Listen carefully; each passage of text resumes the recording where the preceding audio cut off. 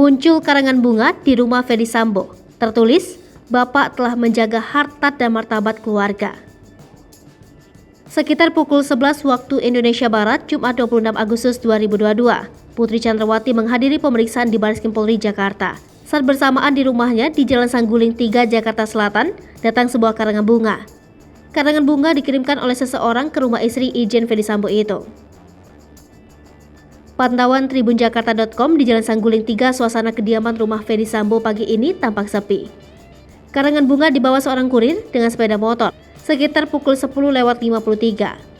Setelah sempat berbincang dengan beberapa orang yang duduk di seberang rumah tersebut, karangan bunga itu terlihat dipasang tepat di depan gerbang kediaman Ferdy Sambo pagi ini dengan nama pengirim Penturi Family.